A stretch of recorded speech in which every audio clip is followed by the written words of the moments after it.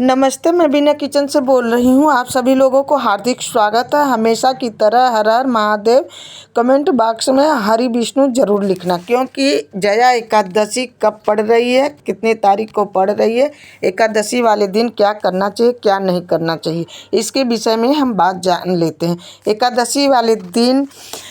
एकादशी के दिन हमें पूजा पाठ करना चाहिए शुद्ध विचार से होकर के। एकादशी वाले दिन हमें पूजा पाठ करना चाहिए, हरि विष्णु का गुणगान करना चाहिए। एकादशी वाले दिन हमें तुलसी के पेड़ में जल नहीं छोड़ना चाहिए, क्योंकि एकादशी वाले दिन हरि विष्णु के लिए तुलसी माता व्रत रखती हैं, उनका खंडित हो जाता है, इसलिए तुलसी माता को टच नहीं करना चाहिए।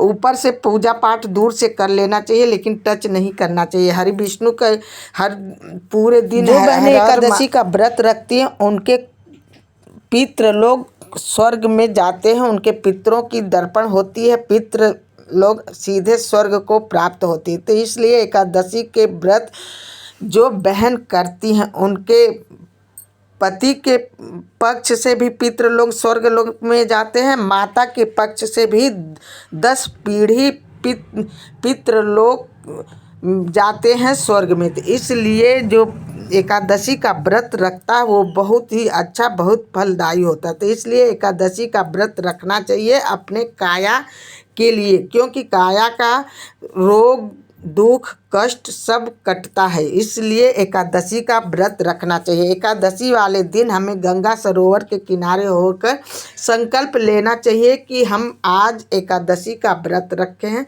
और व्रत के दिन हमें हरि विष्णु का पूजा पाठ करना चाहिए, हरि विष्णु का गुणगान करना चाहिए। हमें उस दिन पीले वस्त्र पहन करके पूरा दिन हरि विष्णु का गुणगान करना चाहिए। हरि विष्णु के शाम के समय हर देसी घी का दीपक लगाना चाहिए। अपने मुख से किसी को अपशब्द नहीं बोलना चाहिए। पूरा दिन हरि विष्णु का कीर्तन करना चाहिए।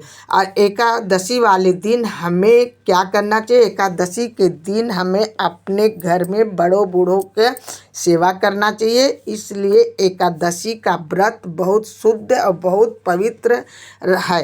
ये एकादशी वाले दिन हमें दान पुण्य करना चाहिए और हमें शुद्ध विचार से रहना चाहिए और पूरा दिन हरि विष्णु का गुणगान करना चाहिए। एकादशी वाले दिन हमें चावल का सेवन नहीं करना चाहिए, एक दिन पहले नहीं करना चाहिए। संध्या के समय चावल नहीं खाना चाहिए, चावल खाकर व्रत नहीं रखना चाहिए। जब पारण करें तब हमें चावल के साबुत चावल से ही पारण करना चाहिए।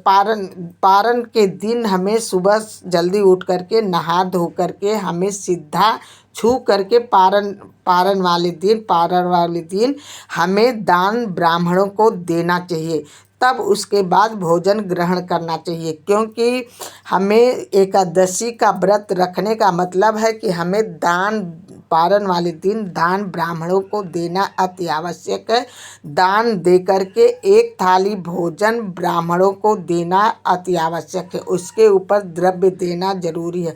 दान में वस्त्र भी दान, नया वस्त्र कपड़े का दान देना चाहिए। और हमें एकादशी वाले दिन अपने घर में बड़ों बूढ़ों का आदर करना चाहिए, मान सम्मान करना चाहिए।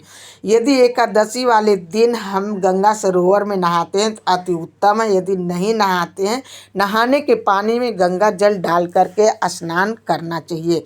स्नान करने के बाद ही तब उसके बाद हमें पूजा पाठ करना चाहिए। एकादशी बहुत ही हर तिथियों में बहुत महान तिथि है, बहुत पवित्र है।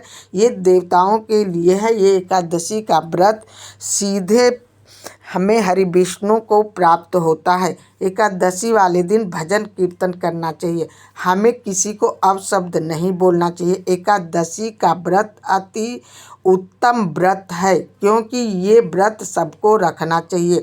ये फलहारी व्रत है। पूरा दिन आप फल फूल दूध आप ग्रहण कर सकते हैं, मूंगफली के दाना ये सब खा सकते हैं। यदि आपको मेरी वीडियो अच्छी लगी हो, प्लीज़ एक लाइक एक सब्सक्राइब ज़रूर करना। धन्यवाद।